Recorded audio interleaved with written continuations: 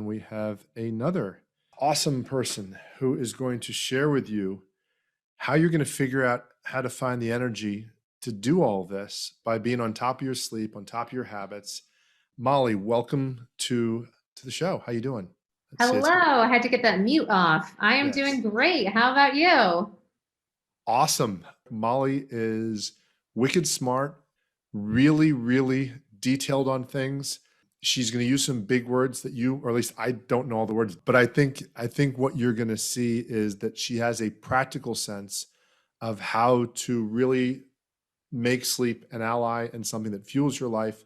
Okay, so I'm just going to share screen real quick. What are we going to be talking about in this segment? We're going to be talking about sleep optimization, how to optimize your sleep in the 21st century, with the aim to transform your health, mood, productivity through technology, accountability, and behavioral change. Those three elements are really what we aim to stand on from Sleep as a Skill. It's our real ethos of how to make a difference with your sleep over the long term. But first, who am I and why am I going to be talking to you about sleep? Who is this blonde girl? What is her deal? Why is she so obsessed with sleep? Backstory on me is that for many years of my life, I was a bad sleeper, or that's how I thought of myself. I had a lot of labels. I'm a night owl. I'm a short sleeper. I'm, and also justified, righteous about it. Listen, it's not a thing. Like, you don't even need to worry about it. I really, had it that it was just a fixed way of being for me. And there wasn't a whole lot else to say until I went through my own period of insomnia while traveling internationally. And I ended up at my lowest point going to the doctors in Croatia, or one of the lowest points, going to the doctors in Croatia with Google Translate, saying, help, I can't sleep, and left with their version of Ambien. And in that moment, really knowing, okay, I gotta really make a difference with this. This can't be my life. That was sort of the inner dialogue. And so began this whole quest to really transform my sleep. And in the process, what ended up happening was not only bring my sleep back to how it had been, which, as I shared, wasn't that great, but actually bringing it to new heights that I had never known possible for myself from a quantifiable perspective. And then really what ended up happening was when I began to restore this area and bring back power to this part of my life, that it really felt, honestly, again, like my rock bottom of my whole life, that I can't even do something as primal as sleep. What? So then by bringing that back, it really brought, really shifted my sense of who I was and what was possible, because it really felt like such a challenging thing. And so I couldn't stop talking about it. And so a flash forward, now we have online courses, we have newsletters, we have podcasts, weekly podcast release. We have all kinds of partnerships and collaborations and workshops and all kinds of things to really make a difference with people's sleep. So while it was such a challenging period for me initially, it ended up being one of the best things that could have happened.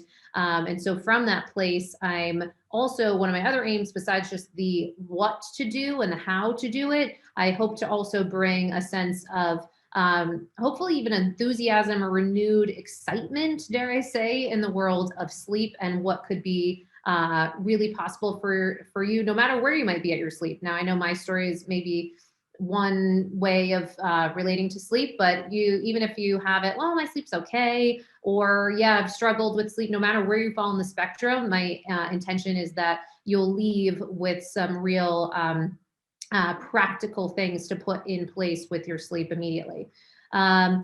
Okay, so why sleep is so critical. I won't belabor this point too much. I think many of us have a sense like, yeah, I know sleep is important. You should probably get more, and you might have varying degrees of intensity around that. But just as a couple primers, or places to stand up the why. We have some fun stats here. People who get fewer than 6 hours sleep routinely are at a higher risk for, let's list it all: diabetes, heart disease, stroke, cognitive decline, death from any cause. We're talking all cause mortality. And then some of the fallout, as it relates to things like weight gain, cortisol, or higher levels of cortisol, glucose instability, a number of things that we might not even connect to difficulties with our sleep. And that was also part of my story, was that when I wasn't sleeping leading up to that period of insomnia, I wasn't making these connections with things like, an uptick in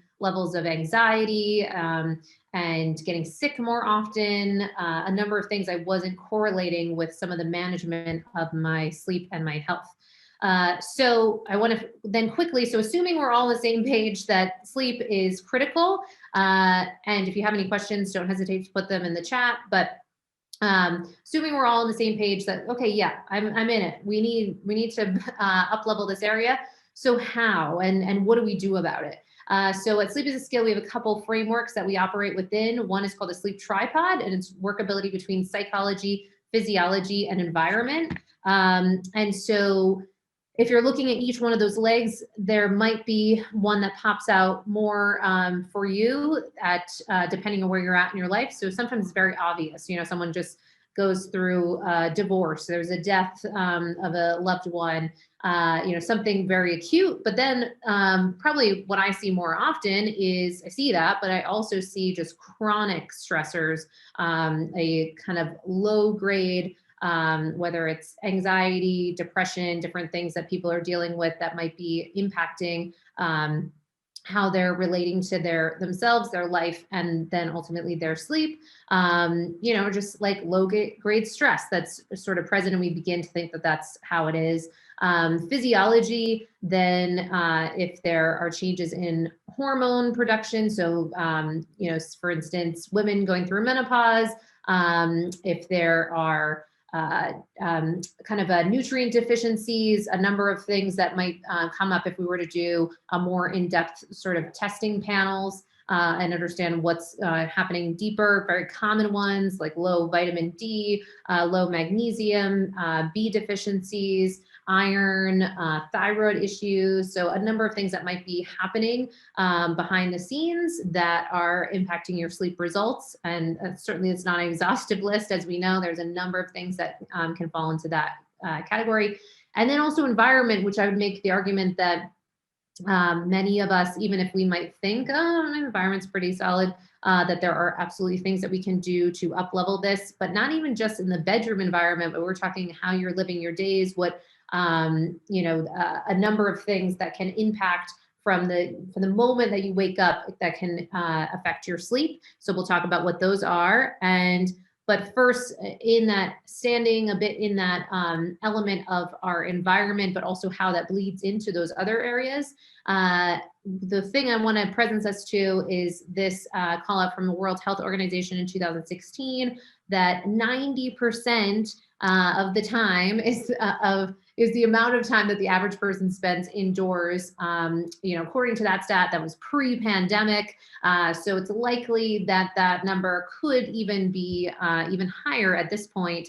But what does that have to do with sleep? Well, one of the second frameworks that we operate within is called Circadian Rhythm Entrainment. And entrainment is the synchronization or alignment of internal biological clock, of your rhythm of your biological clock. And so from that place, we're looking to really strengthen our circadian rhythm. Now, I certainly didn't know before I had my, issues with my sleep that our circadian rhythm had a spectrum that existed within, so that you can either have a really strong circadian rhythm or a weak circadian rhythm, and that you might be oscillating somewhere on that spectrum. But the truth is that many of us living, particularly within the West and our modern society, are finding ourselves closer to the weak side of that.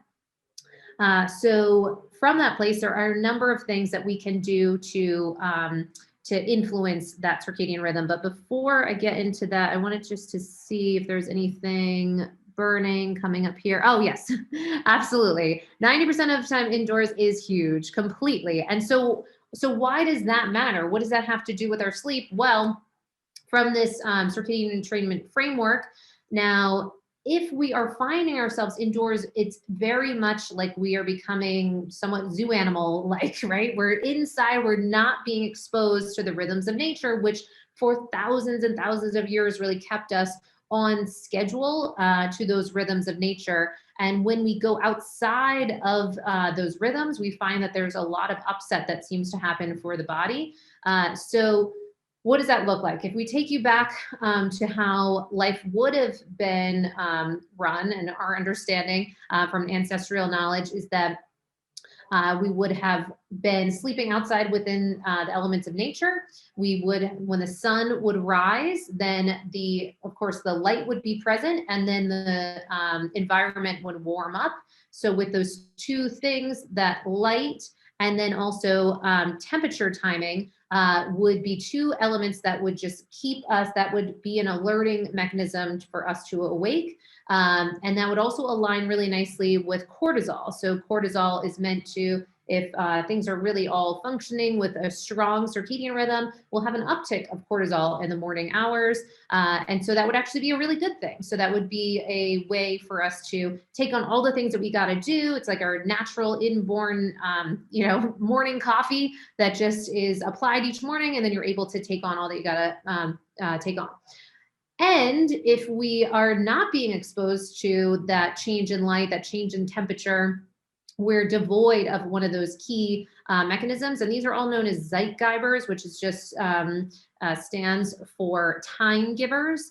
And one of the most important ones is this light.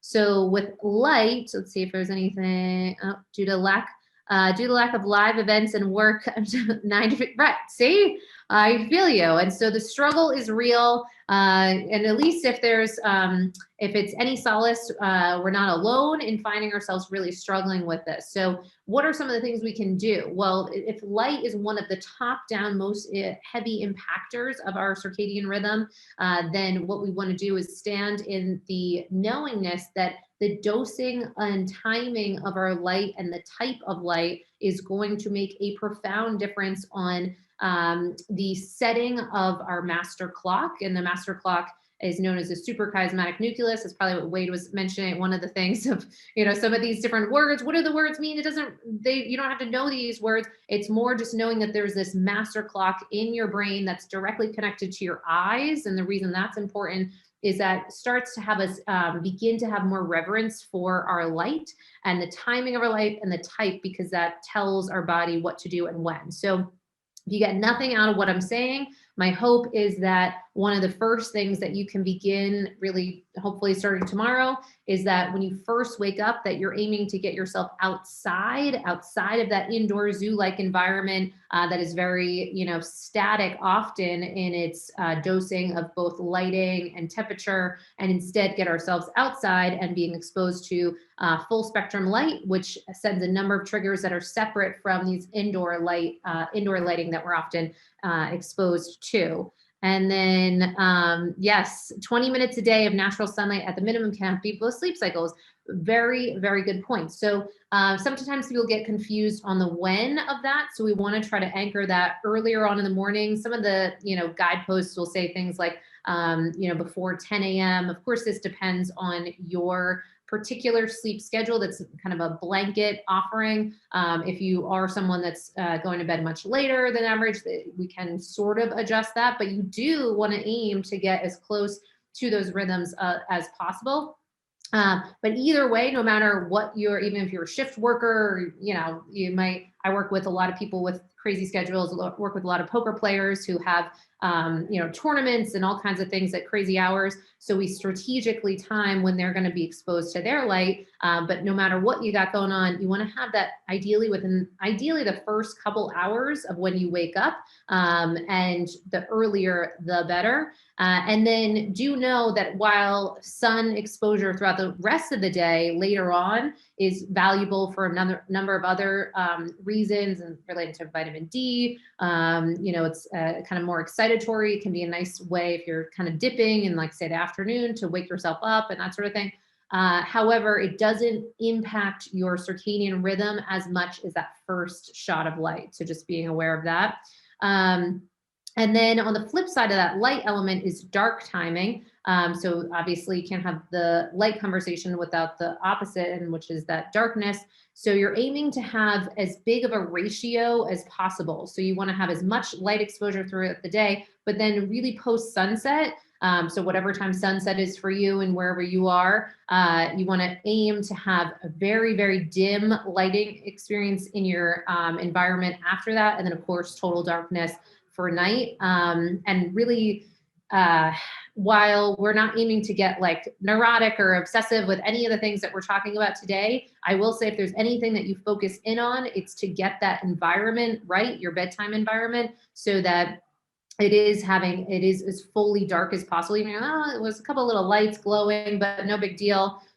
Take the time to, kind of cover those up and make a difference with that. But it goes back to this conversation of the why. And that's because that ratio will really help to inform the body what to do and when. So this we have available on our website that you get with, we have weekly newsletters and all kinds of things that go into our podcast and that sort of thing. But this is one of the things you do get with sign up. It goes in deeper of the optimized bedroom, and it will have kind of a breakdown of, what it doesn't have to look exactly like this, but the point is that you're looking to optimize for some of those things that we know can make a difference with your sleep. Let me just double check and see if there's anything. Oh, okay, hang on.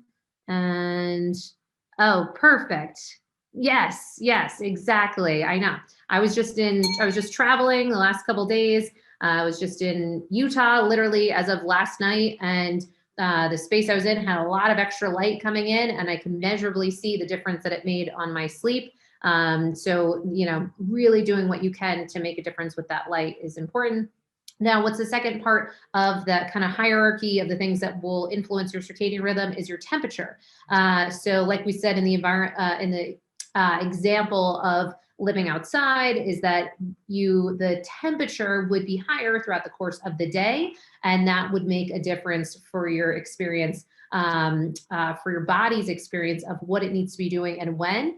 And so you want to start bringing in a shift in that temperature in your space when, if you do have control over your temperature. I know some people have challenges with that. If you do have the control, you're aiming to have it as cool as possible throughout the course of the night, and as warm as is doable for you and your environment throughout the course of the day. And having that that ratio is what we're looking to impact. But here's the interesting thing. So this is where we start to get into all of these other things that can influence your body temperature that might be outside of the ambient temperature in your environment. So a very common one I see is meal timing that disrupts the quality of the ability to fall asleep and then the ability to stay asleep. So one thing that we suggest is known as circadian rhythm or circadian rhythm intermittent fasting. And again, just another series of words that really just relate to aiming to eat within sunrise and sunset. Now you might kind of wonder what, for some of us in the winter times, especially, the sun is setting, something's like 4:30 or whatever it is.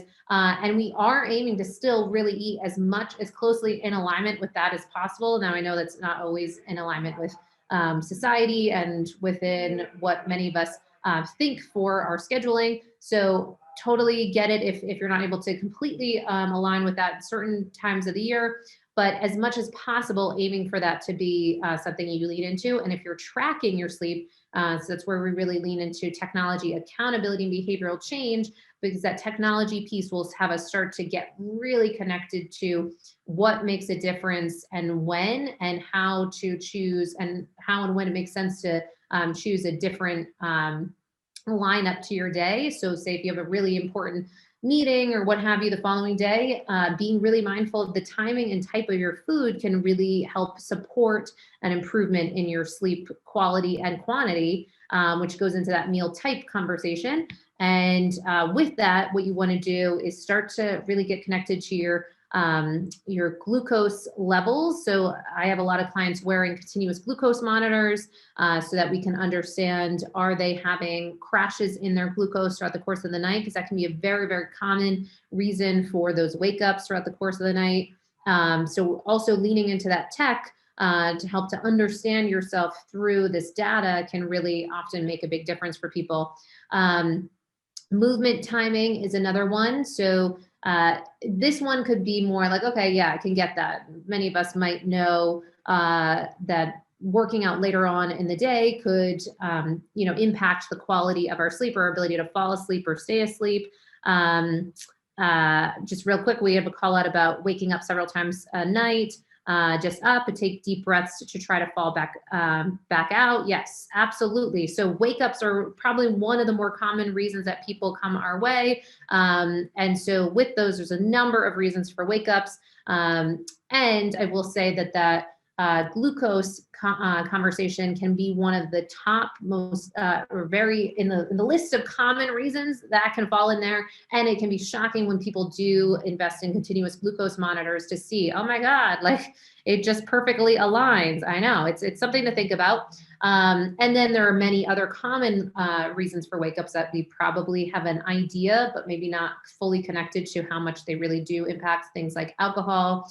Of course, having that added level wake ups, THC. If you are, playing with that caffeine timing, if many of us have a knowing that could impact things, but then also nutritional deficiencies, depression, anxiety, stressors, brain always being on 24/7. Absolutely, all of those things can really, really, but they can also be measurable. That's why I think it's really important to lean into these pieces of tech to track your sleep and your health, because you'll start to see things like your heart rate variability shift. You'll start to see changes in your heart rate. You'll start to see your body temperature shift, respiratory rate, how you're breathing. So, we're not even today on this call getting into the conversation around more disorders as it relates to sleep. So obstructive breathing, sleep apneas, all of that. But those are very, very real in creating a snowball effect where then we're having a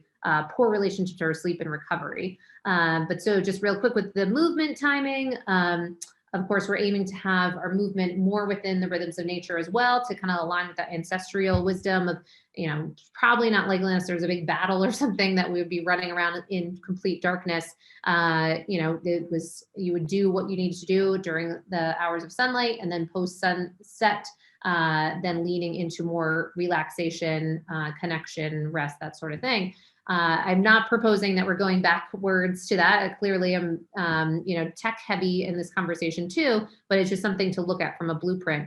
Now, beginning to wrap up with some of these things, social timing is a very common topic. So social jet lag is a term that was coined to explain when we would have consistent bedtime, wake time-ish, throughout the course of the week. And then the weekend comes, and then there would be an uptick and we're going to bed late, waking up late. I know with COVID, it's a little different. So I think it could use a new terminology like self-created jet lag, some term of that nature. But what it really means is we didn't get on a flight, we didn't go anywhere, but now we're experiencing some of those same symptoms of jet lag because of the fact that our circadian rhythm has been so thrown off just by our management of our nights and our days. Now, thought timing, kind of like what was in the one of the call outs about, brain being on 24/7. Now, this one is one that I think could be a lifetime quest for many of us, is to really start getting connected to creating a 2-part system to our day, where we have during the daylight, sunlight hours, all kinds of activity, taking action on things that could be bringing stress in our lives. We're having those difficult conversations. We're cognitively just really challenging the brain. We're doing all kinds of things, movement, meal timing, all that stuff, right? But then in the evening, shifting over to a dim to darkness experience, and then in alignment, more fasting during that time, more relaxation during that time. And how can we have a 2-part system? And presumably a lot of you might be entrepreneurs, I would assume, and that's most of the people that I work with. And so from that place, we can really be challenged to create that clear divide. So this one, I think, can be a really worthwhile one to dive into. And then just a couple more call outs real quick at the end. Chronopharmacology is really just known as the science or the timing of drugs that we're taking. That could also relate to those common ones that we spoke to, caffeine, alcohol, THC, but then there's also supplements, and then there's prescription medications and all kinds of things that could be impacting your sleep. So you want to do a real audit of what you're taking to ensure that none of those are negatively impacting your sleep. And then real quick, I want to say, if you only take away 2 things from what I'm saying today, please let them be these 2 things, that light and temperature are going to play a massive role in that strengthening of that circadian rhythm. And this is not to take away, we can't step over that original framework, that sleep tripod, psychology, physiology, and environment. And assuming we're really working on those and have awareness in those, then from entraining your circadian rhythm, you want to just make sure that you're getting the max amount of sunlight and daylight throughout the course of the day, particularly anchored in the morning. And that at night, you want to lean into darkness, since melatonin is known as the hormone of darkness. And so in its ability to be produced at its highest amount, you want to make sure that there's darkness present, because that will definitely impact the production of that if there is more blue, green, and violet light in your environment that can throw that functioning off. And then temperature, you want during the day to get that body temperature up. You know, even the fact that our thoughts can actually heat up our brain matter, which is a really wacky but interesting, fascinating concept. And that one even there's gadgets out on the market that are aimed to help cool down the prefrontal cortex from overthinking, from rumination, from stress, from anticipatory anxiety, all of those things. So we want to be reallocating our efforts during the day to be getting to handling some of those things that might be really stressing us, working all that out, and then shifting over to lowering body temperature in the evening hours. So from that place, I'm just going to check in on this chat. Let's see. Oh my goodness. Yes. Great set. So perfect. So I'm glad you guys are getting some value out of all this, and the mogulpreneur. I love it. Oh, the AM walks. Yes. I always say that too. Yeah. The clients that have dogs that they gotta walk the dogs, they really win out. I'm telling you, just because they know that no matter sunrise, it's raining, it's whatever, they're getting themselves out there, and we're aiming to create this muscle of that we do these consistent things every single day, and the body loves consistency. So really leaning into that. Awesome. Thank you so much, Molly. One of the questions I want to ask, I wake up quite often in the night. It depends. Sometimes it's because my wife moves or I move and the bed moves a little. Yes. So we're going to work on getting one of those beds that just doesn't move as much. But in my case, like this week, event coming up, something's on my mind. Normally I'm chill, but then, ideas start popping in. And years ago when I was in my teens, I started doing meditation stuff. So because it used to take me like an hour and a half to fall asleep. And then I finally figured out how to fall asleep. What do you find practical tips for a person that says, yeah, I've got a lot going on, do I write it on a list and trust that I won't forget it? Because I know I have that I'll sometimes in the middle of the night just get up, even though I don't want to put on my thing, but I'll just pick it up and, okay, type this. Because if I don't type it and know that it'll be there tomorrow, I'll spend the next 2 hours thinking, oh God, I'm going to forget. Yeah. What's usually happening when somebody gets up in the middle of the night and can't go back to sleep? And what can they maybe do about that? Because I know Al had mentioned that too. Yeah, absolutely. Great call about the anticipatory anxiety, super, super common, and rumination about the thing that just happened. So maybe for you tonight, like, did that go well? Did I do the thing? Blah, blah, blah. We all got that. Absolutely. And so fantastic call out. So what do we do about it? So one of the things that we lean into is called ACTI, acceptance commitment therapy for insomnia, versus CBTI, which is cognitive behavioral therapy for insomnia. So ACTI is a bit of a softer approach, and you're aiming to lean into acceptance when you do have, say, like those wake ups or difficulty falling asleep, and the practicing of that and noticing all of those, thoughts and experiences that are coming up, and then how from that place we can versus fighting it and trying, oh, why am I doing this? It's ridiculous. And that kind of Chinese finger trap, and then kind of going more and like resisting, then like the relaxation of it allows us to kind of ease out of that. But I think it can also help to have some other strategies maybe it can certainly help me and so many other clients that are like, okay, that's nice acceptance, but give me some actual things to do. So some other things. So one thing that you want to start noticing is what are those really repeated thoughts that are coming up each night? Because often you might think, no, they're just totally different each night. But it turns out that for most of us, they are very much in the same fabric. And so one of the things so I have my own kind of running list. I have I literally have a Google Doc of it, and it's surprisingly uncreative. It's like 20 sentences that I say are all, so this is my flavor. I have like a good girl thing. So I'll be like, oh, why did I say that? Oh my God, that was so stupid. Oh, they're going to think this. Oh, blah, blah, blah, all of these things. And I write them out exactly in my own verbiage because, we all have a particular way of saying it. You might have, I don't know, swears in yours, whatever you might have, your version. So you write that out because then you can spot it and it's a red flag for yourself. Oh, I'm doing that thing again. Oh, and it's for you. So for me, it's like trying to get it right. Like I might be strategizing about what's coming, upset about how it went, all of that stuff. And when we see that, then we can actually, in the moment of noticing, oh, I'm doing that thing, then it frees us from that thing. So really starting to log that. And then I will say, again, this could sound like a light one, but breath, so leaning into the breath, but I like to do it from a data perspective. So there's different tech, like the LEAF, LIEF, is one that will measure your heart rate and your HRV throughout the course of the day and with those stressors so that you can literally see when you change your breath, you lower your heart rate. So there's a real cause and effect, not just like, oh, a nice idea. And that can often help to be a place to stand to get yourself back to sleep or to fall asleep. Awesome. Thank you. I know for me, the ability to get more on top of my sleep, just even the one suggestion that I took that you gave me when we did the interview for the Yeah. podcast of, getting more dark. I mean, having the room be more dark.